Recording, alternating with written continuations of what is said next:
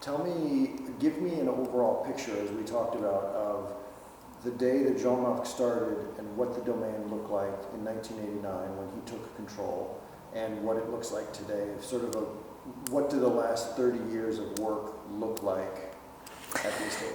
Well, when he took control in 1989, so he inherited it from his grandparents, but he was also with his wife, Celine, and then actually built this together.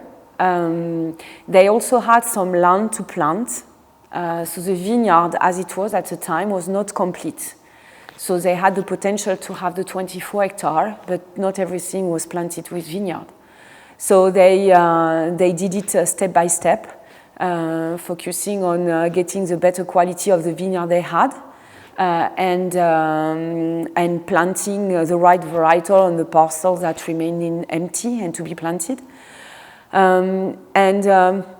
Not so long after he started, he realized that he really wanted to give an impulse to the vineyard, that there was something else to do with what he got from the family heritage.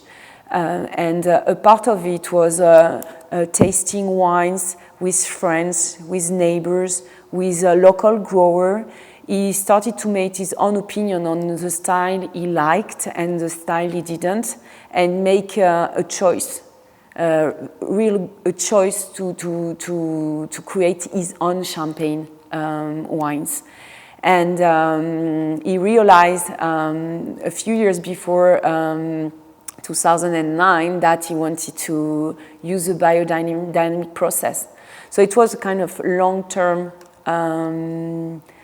thinking, because it's not an easy direction to take, but comparing what he got from traditional vinification and from biodynamics that he could taste around him made him thought that he needed to go that way. So